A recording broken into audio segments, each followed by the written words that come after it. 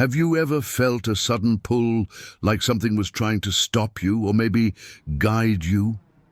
Picture this. You're about to leave the house. It's an ordinary morning, but something in your chest tightens. A voice in your mind whispers, "Wait." You don't know why. You just feel it. What if that moment wasn't random? What if it was a message? Today's story is not just a story. It's a testimony, a quiet miracle wrapped in fear, love, and something invisible, something that came just before a tragedy and changed everything. Emma was a mother like any other until her 7-year-old son, Noah, began to fade. Doctors gave her a diagnosis that shattered her world, but before the worst came, a sign did too. A dream, a whisper, a presence she couldn't explain. Some call it intuition, others call it an angel sign before tragedy. Was it coincidence? Or was something greater watching over them? What you're about to hear is real. It's one of many stories of people who were touched, warned, and saved. And maybe, just maybe, it will awaken something in you before the worst happens. Sometimes the universe sends a sign. If you believe in guardian angels, fate, or simply want to hear real stories of life-changing moments, subscribe to Saved by a Sign and stay with us for today's powerful story. I never thought a hospital corridor could feel like the inside of a cathedral, but that night, every fluorescent light hummed like a distant choir, and the air tasted of antiseptic and unsaid prayers. Emma sat in a plastic chair that dug into her spine, her hands still trembling from the cardiologist's words.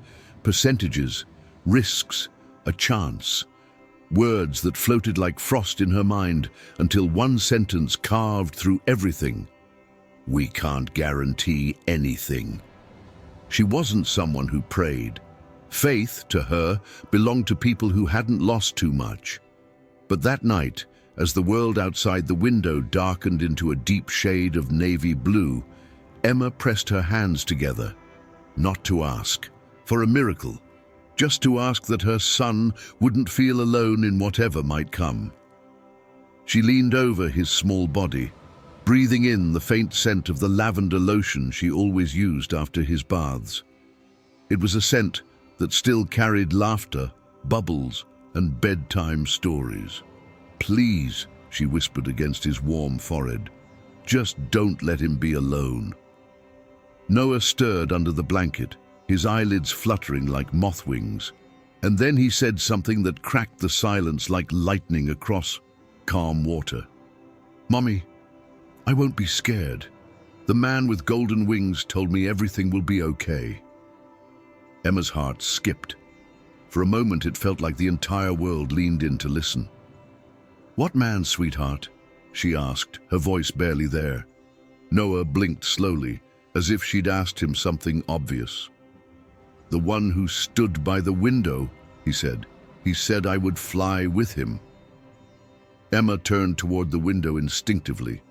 There was no one there, only the distant city lights and the silhouette of an IV pole reflected in the glass. But something hung in the room, not fear exactly, not cold, just presence, a stillness that felt like being watched without threat, a hush deeper than silence. She tried to explain it away. Hallucination, medication, a child's dream. But something inside her resisted. She had heard of angel signs before tragedy, those quiet, strange moments people talk about when everything could have gone wrong but didn't. She never believed them. Until now, the hospital had its usual nighttime sounds, beeping monitors, whispered footsteps, machines sighing in rhythm. But around Noah's room, it felt different, like the sound had been folded inward. Emma closed her eyes, trying to settle her nerves, when she felt it, a warmth behind her back, soft and steady, like sunlight through a door she hadn't seen open. She turned again. Nothing. Still nothing. Yet the curtain by the window shifted gently, though the windows were sealed shut. A scent brushed past her. Pine and rain. And in that moment, she was no longer in the hospital. She was back in Cedar Falls, a child again, hiding from a storm in her father's arms. She remembered his words then, so clearly now. Sometimes the sky speaks before it splits. Her thoughts raced. Was the sky speaking now? Was someone? Time passed slowly and the morning refused to come. Every minute felt like a thread unraveling. Emma tried everything to distract herself, counting tiles, folding and unfolding her scarf, praying in a silence that felt like holding her breath. But each time she looked at Noah, she remembered his voice, so calm, so certain. I will fly with him. At 3:17 a.m., everything shifted. The monitors screamed into life, sharp and urgent, and nurses flooded the room. Emma stumbled back against the wall, her whole body frozen in place. She couldn't do anything. Just watch, just feel the panic rise like floodwater. In the chaos of wires and commands, she felt that same warmth again. A breath behind the storm, as if something unseen was holding space between the seconds, and then quiet. The numbers on the screen began to return, slow, steady. Noah's heart, tired but stubborn, had come back from the brink. A doctor exhaled. A nurse smiled. Relief filled the room. But Emma felt something else too, like the final note of a song only she could hear. When the worst had passed and Noah was sleeping peacefully, Emma stood and walked toward the window again. The sun had barely risen, but one ray of golden light slipped past the curtain and fell onto the floor like a blessing. She looked down and saw it, right outside on the path below, a single white feather, small, perfect, resting alone on the wet stone, glowing in the light. Her breath caught, not from shock, but from recognition. The kind that doesn't come from logic, but from something older, something eternal. She watched as the feather trembled slightly, then lifted in the breeze, as if carried by something just beyond sight. Noah stirred softly in the bed. He's gone now, he whispered, eyes half closed. He said the hardest part is over.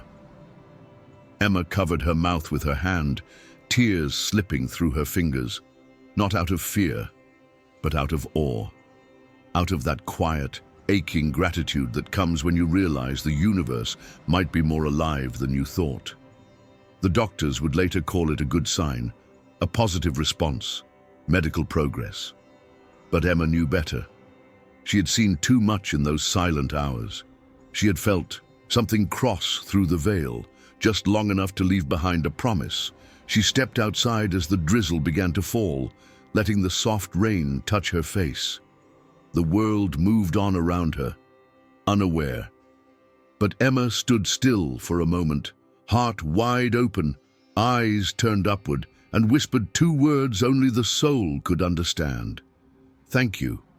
Because sometimes just before the world changes forever, a sign arrives. Not loud, not forced, but real. And if you're quiet enough, open enough, you just might hear it, or see it, or feel it in your child's voice, in the ripple of a curtain, in a feather that appears where it shouldn't be. Maybe it was coincidence, or maybe it was something divine. The hospital chapel was the only place that didn't smell like medicine. Tucked behind the pediatric wing, it was small, barely more than a room, really, but it held a quiet that felt deeper than silence. Emma started going there every evening, not to pray, not exactly, just to sit, to let her hands stop, trembling, to breathe without the weight of monitors and waiting rooms pressing on her chest. It was usually empty, just her, the flicker of candlelight, and the sound of her own restless thoughts. But on that morning, just 2 days before Noah's surgery, something was different. She woke up earlier than usual, couldn't explain why. Something had pulled her, quietly, out of sleep. She slipped out of the ward before sunrise, drawn as if by invisible thread to the chapel at the end of the corridor. When she opened the wooden door, the early light spilled in through the stained glass window, painting the floor in soft colors. Gold, blue, a gentle red. And there, sitting alone on the first pew, was an elderly man. He wore a simple beige coat, his hands folded neatly on his lap. He looked like someone's grandfather, familiar in a way that made no sense. Emma hesitated. She wasn't sure if she should stay, if she was intruding. But something about the stillness in the room told her not to leave. So she sat a few rows behind him and closed her eyes. A long moment passed, the kind of moment that doesn't keep time.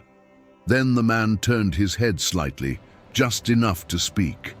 His voice was low but clear, like a whisper that had waited years to be heard.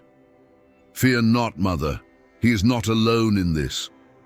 Emma's eyes opened, her breath caught. "I'm sorry?"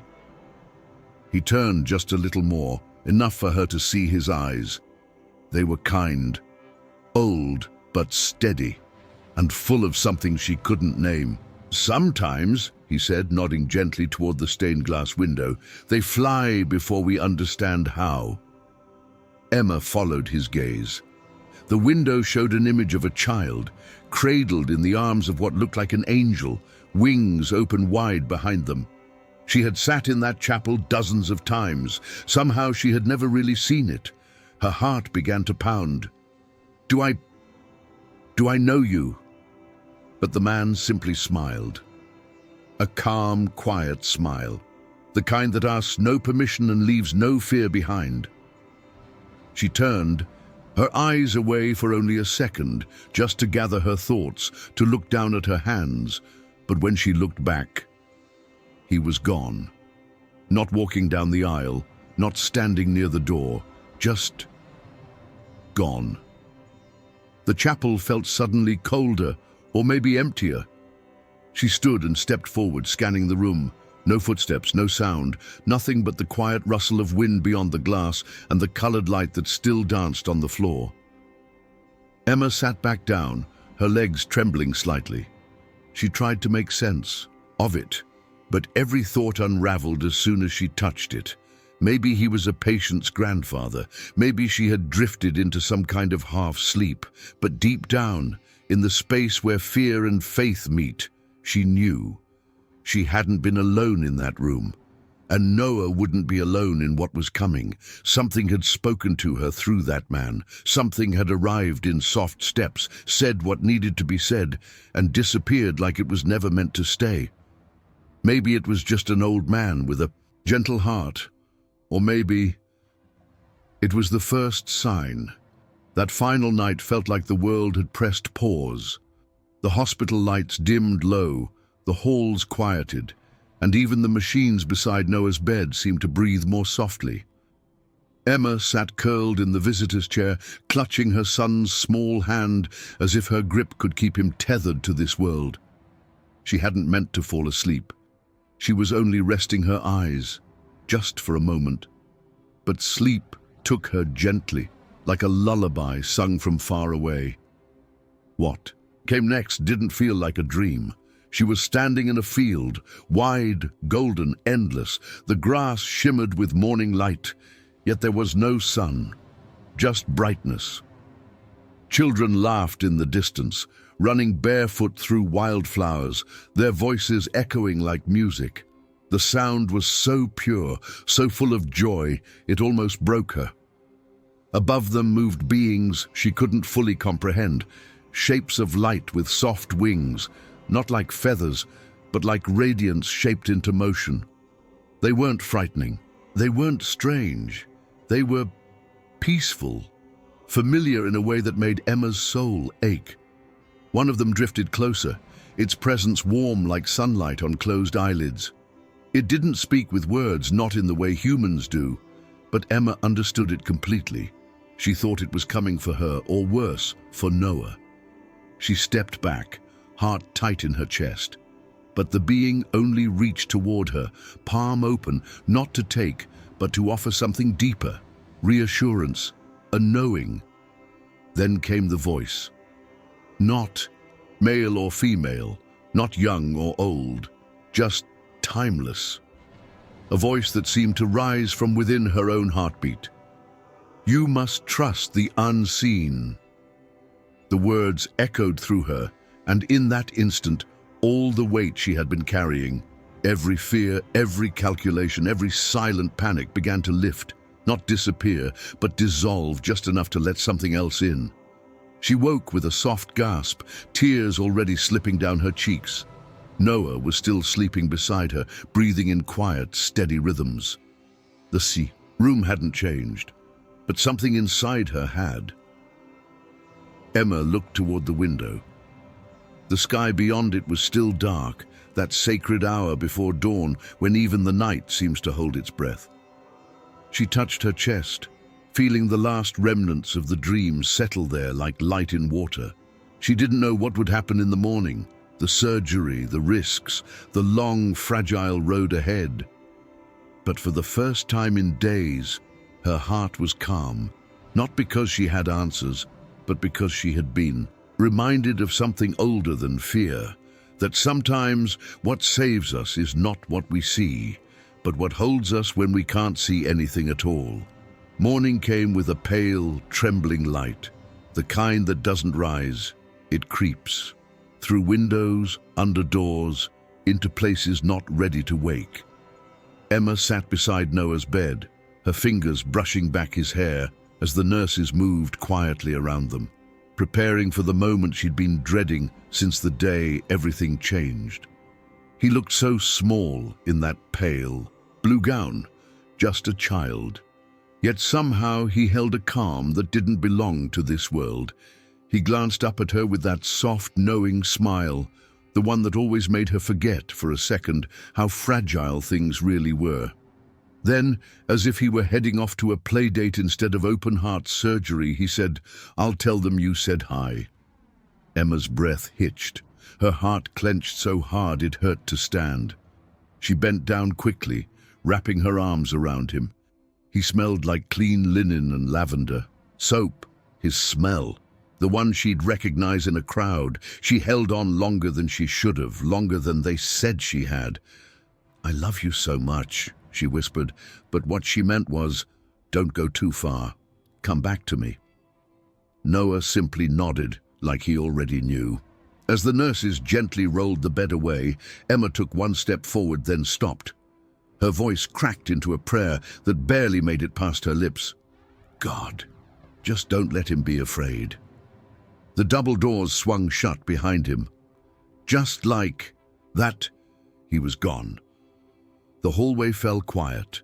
No footsteps, no voices, just the hum of machines and the distant echo of life moving on elsewhere. Emma stood frozen in place, arms crossed tightly against her chest, holding what little warmth she had left. It wasn't just the silence that broke her, it was the stillness, the way time seemed to pause in that moment of letting go, the way faith isn't loud or glorious, it's quiet, barely breathing. It's a mother standing in a hallway whispering to a God she's not even sure is listening, and choosing to believe anyway because there was nothing else left to do. Inside the operating room, the world narrowed to quiet precision. Bright surgical lights beamed down like twin suns, casting the room in clinical clarity. The air was cool, humming with the rhythm of machines, gloves snapping into place, and metal tools being lined up like instruments before a concert. To the team, it was just another procedure. Complex, yes, but routine in its structure. The lead surgeon, a man known for his calm under pressure, reviewed the charts one last time and gave a nod. Noah was already under, his chest rising gently, peacefully. A soft beep marked each beat of his small heart. Everything looked steady. Everything had been double-checked. From the control panel to the latest imaging scans, no detail had been missed, or so they believed. The first incision was made, smooth, careful, deliberate. And then, something changed. It was small, so small that, under different circumstances, it might have been brushed aside. The heart monitor began to flicker. Not a warning, not an alarm, just off. A tremble in the rhythm, a reading that didn't match the pattern they had seen moments before. The anesthesiologist leaned forward, brow furrowed. "Doctor," he said, keeping his voice calm, "I'm seeing something strange here." The surgeon paused, hands steady, eyes narrowing behind the clear shield. For a breath, the room held still. No panic, no raised voices, just a shared intuition that something invisible had entered the room, a shift in the current like wind before a storm. He stepped back, motioned for a closer scan. It took seconds, but in those seconds they saw it. A vessel, thin, hidden, tucked behind a fold of tissue that hadn't shown on any of the previous images. A small artery, fragile, dangerously placed. If they had proceeded as planned, the next movement would have cut straight through it. There are moments in surgery where the difference between life and loss is measured in millimeters and milliseconds. This was one of those moments. The surgeon's breath left him slowly. "We adjust," he said. Not loud, but firm. His voice carried the weight of everything that could have happened, and now wouldn't. They recalibrated the entire approach. Tools were shifted, angles changed. A nurse recalculated timing, while the rest of the team worked like a single living organism, bound by the quiet pressure of grace. The surgery continued, but something had changed, not in procedure but in presence. The air felt heavier, charged, like they were no longer alone in that room. Later, when they spoke of it in passing, the team chalked it up to quick thinking, experience, professionalism, but the anesthesiologist, an older man, not prone to fantasy, mentioned it to a colleague days later. "I've never seen him pause like that," he said, almost like someone whispered to him, right before he saw it. Back in the waiting room, Emma sat frozen, unaware of what had just unfolded. She clutched the chain around her neck, lips moving in a silent rhythm. She couldn't explain it, but at that exact moment, precisely when the flicker appeared, she had felt a rush of warmth bloom in her chest. It hadn't come from outside, it had come from somewhere deeper, as if something had reached through time and space and said, "Wait." Some will call it instinct, others coincidence. But for those who believe in angel signs before tragedy, it was something else entirely, an invisible hand slowing time, a breath between heartbeats, a sign seen only by those willing to listen. Dito pelo ChatGPT. The recovery room was bathed in soft blue light, dimmed to a quiet glow. Machines clicked and whispered, monitoring the fragile rhythm of healing.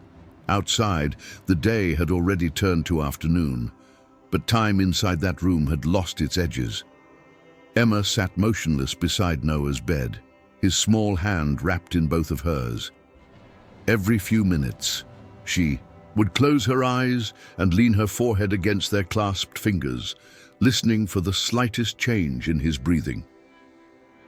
The surgery had ended hours ago. The doctors had spoken in calm, measured tones. Successful procedure, stable vitals, now we wait. But none of those words could prepare her for the one thing she longed to see, Noah's eyes, open and full of life again. And then, they fluttered, just barely, a shift beneath the swelling, the softest motion. Emma leaned in, holding her breath as if the entire world were balanced on that single moment. Noah's lashes lifted, slow and unsteady, like a curtain rising on the first act of a miracle. The nurse standing beside them gasped before she could stop herself, not from panic, but from something else, wonder. Because the first thing Noah did wasn't cry or flinch or ask where he was. He looked past the ceiling with a kind of peaceful focus, as if still seeing something Emma couldn't. "Are the angels gone now?" he asked softly. Emma's breath caught. She bent closer. "Sweetheart, what did you say?" Noah turned to her, the sleep still heavy in his voice, but his smile, oh, his smile, was clearer than anything she had seen in days. "Mommy," he said, "I flew." Emma blinked, tears already threatening to rise. "You flew?"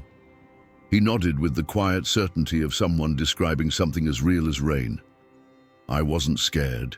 They held my hands, and we went up, way up, into a big place in the sky."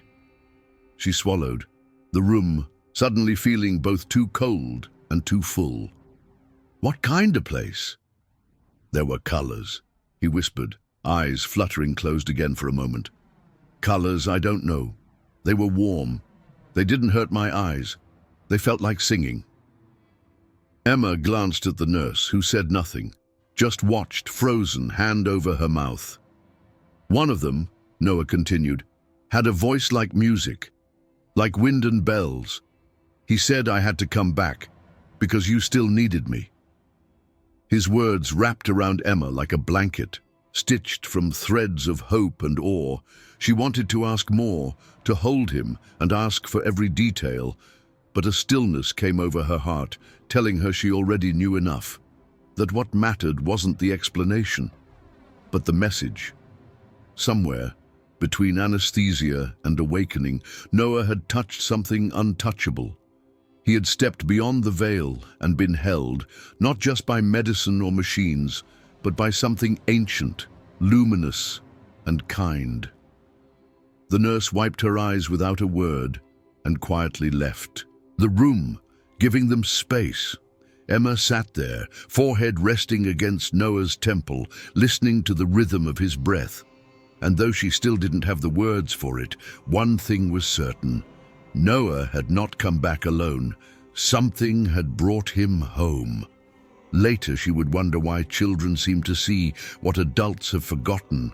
Why, in the space between life and something else, the most honest things are spoken without fear. And why, in the middle of a world so full of uncertainty, a little boy who barely survived could open his eyes and talk about angels. Maybe it was a dream, or maybe it was a glimpse. Maybe that voice of music still echoes somewhere above us, waiting to speak when we are ready to hear. And maybe, just maybe, Noah's return wasn't just recovery. It was the answer to a prayer whispered into the silence of a hospital chapel.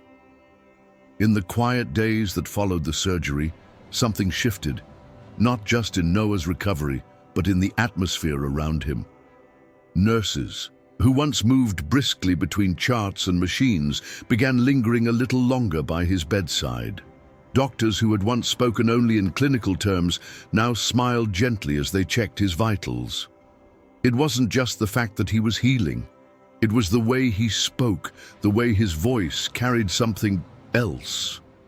Noah talked about what he saw, not with the drifting language of dreams, but with the steady clarity of someone remembering something real, something lived.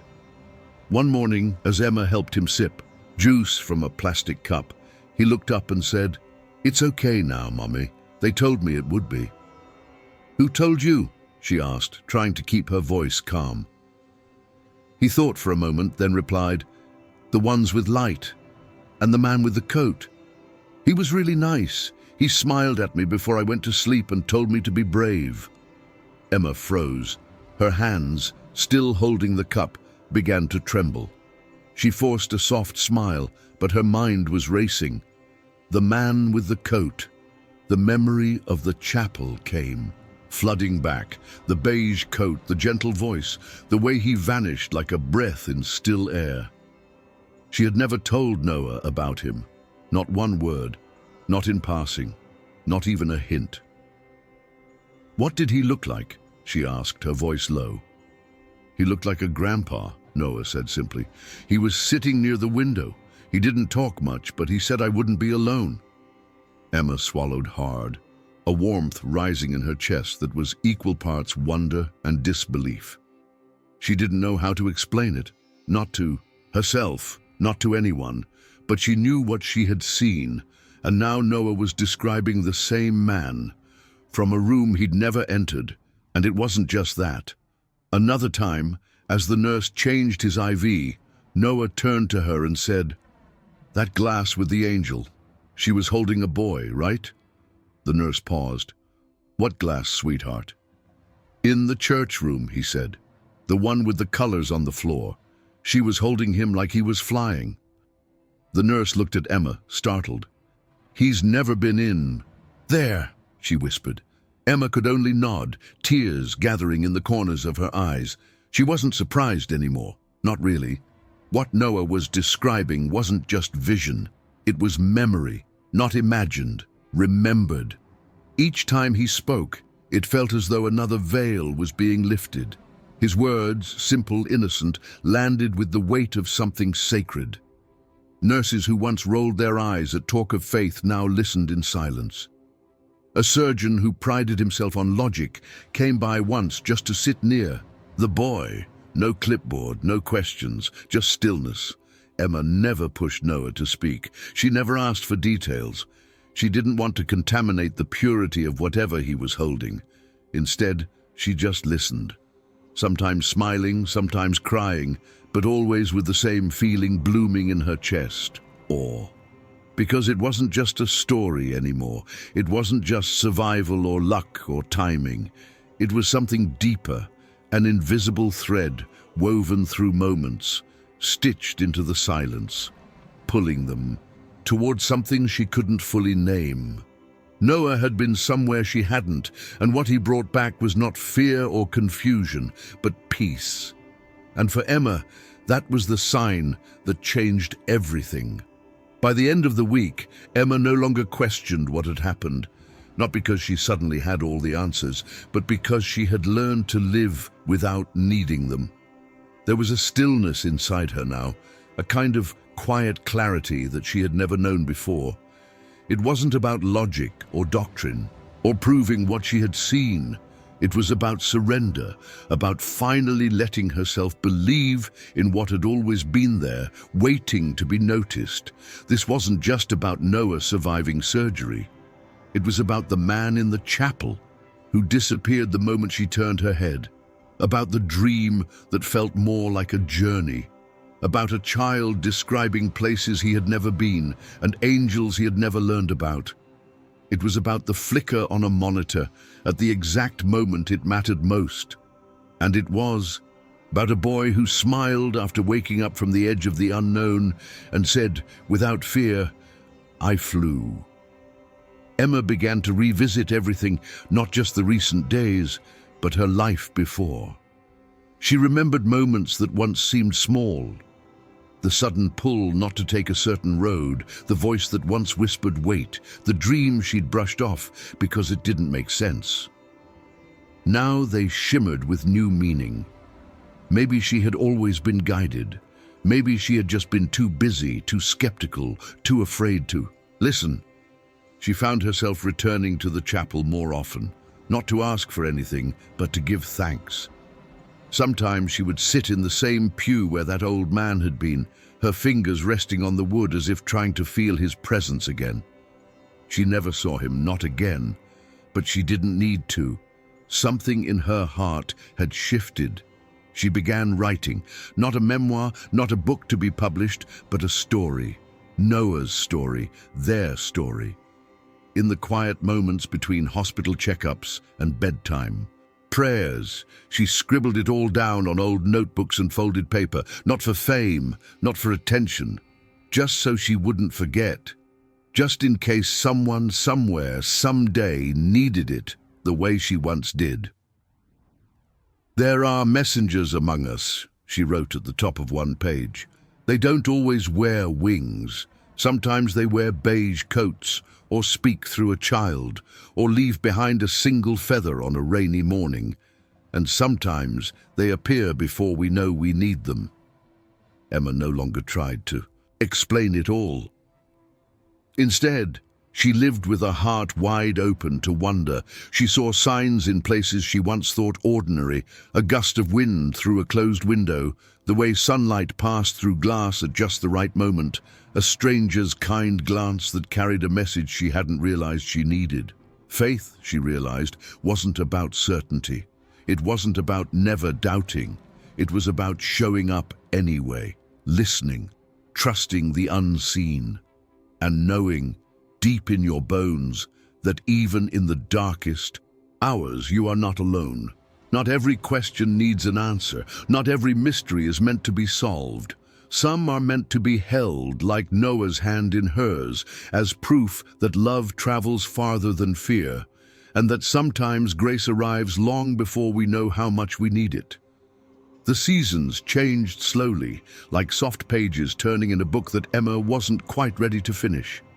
The leaves shifted colors, the hospital visits grew further apart, and little by little, Noah's heart grew stronger. But it wasn't just his body that had healed. There was something in him now, something brighter, something unshaken. He still spoke of the light, not every day, not with grand stories, but sometimes, just before sleep, he would whisper things like, "It's still there, Mommy, the place with the colors," or "I think they visit me when I'm quiet." Emma had stopped asking questions that needed answers. She had learned to listen differently, to hold space for mystery instead of trying to solve it. There was a time she would have dismissed these things or tried to explain them away. But now, when she caught Noah staring out the window with that faraway gaze, as if the sky itself were speaking, she simply sat beside him. No fear, no doubt, just awe. Because something had happened, something real. She didn't need anyone to validate it, not doctors, not science, not even her own memory. The truth of it lived in her bones now. A knowing that could not be undone. She often returned to that moment, the dream before dawn, the man in the chapel, the flicker on the monitor, the words Noah spoke with such peace after waking. And every time she did, her heart answered with the same quiet message. You were never alone. That, perhaps, is the most powerful truth of all. It's not always in the thunder or the miracle that the divine reveals itself. Sometimes it's in the softest places, the hesitation before a step, the warmth behind your back when no one's there, the way a child speaks of heaven without knowing how profound their words are. Emma never stopped believing after that, but her belief wasn't loud. It didn't need to be. It was gentle and steady, like the hand she always felt guiding her when the path was too dark to see. She started writing more, letters mostly, to herself, to strangers who might one day stumble upon her story, to the world. There are messengers among us, she wrote again and again. They don't always need to be seen. Sometimes they come only to pause time, just long, enough to save a life. Sometimes Noah would place a feather on her notebook, no explanation, just a smile. And in those moments, Emma understood something unspoken. Not every visit from the divine is meant to change the world.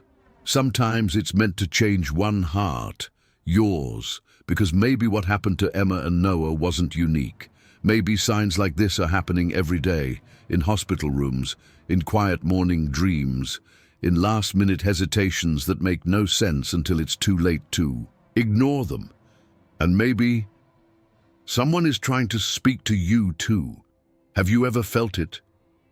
A moment when everything said go, but something inside you whispered, wait. A voice that didn't sound like your own, but felt like home. A dream that stayed with you, not because of what it showed, but because of what it meant. A stranger who appeared at just the right time and vanished just as quietly. Do you believe it was just coincidence? Or do you believe in something more?